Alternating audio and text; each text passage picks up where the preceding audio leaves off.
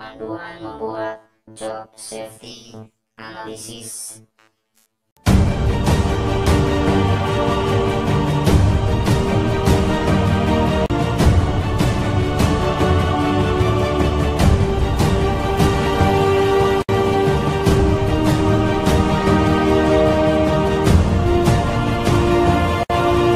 Bismillahirrahmanirrahim. Assalamualaikum warahmatullahi wabarakatuh.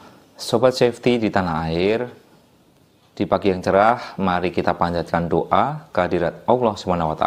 Semoga kita senantiasa sehat selalu, diberikan keberkahan rizki, ya, sehingga menjadi barokah untuk semuanya. Obsesi kita kali ini saya fokuskan mengenai job safety analysis. Secara umum, JSA ini adalah yang saya pahami salah satu bentuk format risk assessment yang paling sederhana yang bisa dilakukan semua level karyawan. Sehingga kita harus memahami secara mendasar agar tools ini dapat kita optimalkan untuk merancang pekerjaan, baik itu pekerjaan yang baru saja mulai atau pertama, ataupun pekerjaan yang mengalami modifikasi proses, alat, ya, lingkungan, ataupun metode kerja, sehingga kita bisa rancang, bisa rencanakan dengan baik melalui urut-urutan langkah tugas yang clear, identifikasi bahaya yang detail, dan juga pengendalian keselamatannya secara teknis untuk meminimalkan kegagalan. Sebelum kita lanjut, jangan lupa subscribe, like, and share untuk mendukung terus channel ini.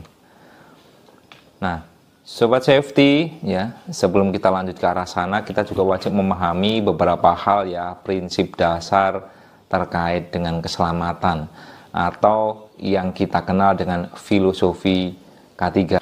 Filosofi yang pertama yaitu setiap kecelakaan pasti ada penyebabnya. Secara spesifik untuk yang kaitannya dengan JSA, dari experience di lapangan, banyak hal, ya, yang berkontribusi terjadinya kecelakaan yang ada hubungannya dengan JSA. Baik itu langkahnya yang tidak runut, ya, terlalu singkat, ya, identifikasi bahayanya kurang detail, termasuk pengendalian bahaya yang kurang spesifik atau kurang teknis, ya. Tidak lupa pula dari faktor pengawasan atas pelaksanaan JSA ini masih menjadi hal yang wajib kita concernkan agar kita bisa bekerja dengan aman. Banyak kasus, ya, terjadi kecelakaan akibat JSA. Saya coba pelajari, ya, dari awal karir saya bekerja, ini ternyata masih dianggap sebagai sesuatu yang belum menjadi diseriusin, ya. Ada yang mungkin berpikir yang penting ada dulu, ya.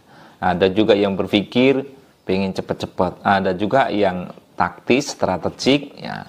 Harus difikirkan, ya, beberapa waktu sebelum pekerjaan dimulai, dipikirkan matang-matang, mengumpulkan personil yang kompeten, bisa mengundang expertnya, ya, tim HSE atau safety-nya, ya, menggunakan rujukan-rujukan yang detail dari dimensi keilmuan, baik teknis ataupun operasional, supaya bisa menjadi panduan kerja aman dalam melaksanakan pekerjaan. Yang kedua, pada dasarnya setiap tugas bisa diuraikan menjadi langkah yang sederhana. Poin intinya sebagai panduan kerja aman agar tidak terbalik ataupun tidak ada langkah yang terlewatkan dalam mekanisme penyusunan tahapan dalam proses pekerjaan kita. Filosofi yang ketiga yaitu setiap tahapan pekerjaan harus dapat dikenali sumber bahayanya, baik dari sisi perilaku orang, metode kerjanya, ya, kemudian mesin atau sumber bahaya dari mesin, kemudian dari sisi material atau bahan yang kita pakai, lingkungan kerja yang ada di sekitar kita, dan juga sumber-sumber energi yang harus kita kenali agar dapat mengidentifikasi dengan detail untuk menghindari terjadinya kegagalan dalam melaksanakan tugas kerja kita. Filosofi yang keempat yaitu bahwasanya setiap bahaya yang ada dalam tahap-tahapan pekerjaan yang teridentifikasi dapat diatasi dengan menggunakan metode hierarki pengendalian risiko, ya, agar dapat dikontrol dengan baik, teknis, dan juga berdasarkan dari pengalaman terbaik saat kita di lapangan. JSA ini sebenarnya aplikasinya sangat praktis ya, karena kertasnya berupa lembaran ya, sisi depan, sisi belakang ya, dimana kolom pertama isinya adalah uraian langkah tugas ya, kolom kedua identifikasi sumber bahaya atau risikonya, dan kolom yang ketiga adalah pengendalian keselamatannya. Nah, selama ini ya mungkin kita hanya fokuskan dari aspek safety, enviro sama kesehatan, mungkin kurang begitu fokus, akan tetapi mengingat situasi dan kondisi perkembangan terbaru di pekerjaan ya, atau aktivitas umum, bahkan di rumah, kita juga bisa gunakan JSA ini sebagai panduan praktis ya. Kalau pekerjaan kita berisiko, alangkah lebih baiknya selaku upaya preventif atau pencegahan, kita berpikir secara taktis bagaimana langkahnya yang aman ya, supaya kita dapat melakukan aktivitas kita dengan aman.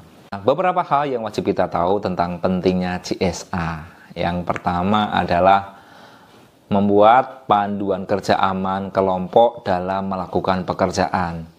Dasarnya bisa mengacu dari SOP, termasuk juga dari shop manual alat, andai kata itu terkait dengan pengoperasian alat. Kalau instalasi, kita juga bisa mengacu dari panduan pemasangan instalasi, kesehatan, keselamatan, dan juga keamanan instalasi tersebut. Yang kedua, yaitu JSA ini dibikin sebenarnya bertujuan juga untuk mencegah kegagalan proses dari setiap langkah melalui pemikiran yang cermat ya, dengan tim yang solid agar benar-benar menjadi panduan kerja aman. Yang ketiga yaitu menyamakan persepsi tim kerja, baik itu pengawas atau tim leader serta tim yang bekerja dalam satu area atau satu kelompok kerja. Kebayang ya kalau kita kerjanya nggak kompak, persepsinya nggak sama.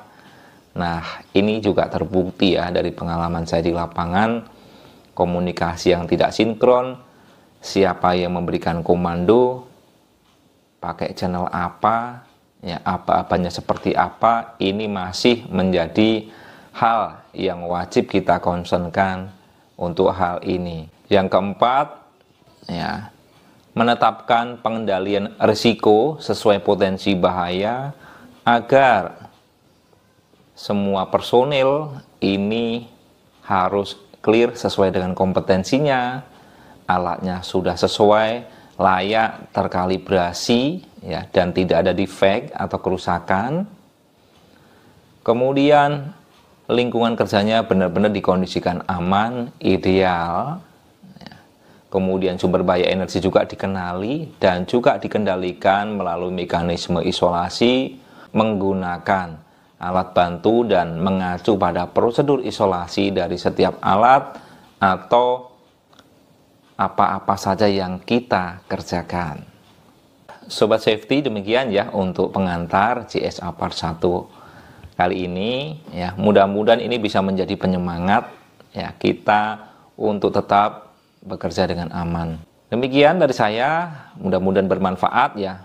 Silahkan ditunggu JSA Part 2 untuk melanjutkan dari sesi part 1 ini. Semoga bermanfaat. Akhirul kalam, wassalamualaikum warahmatullahi wabarakatuh.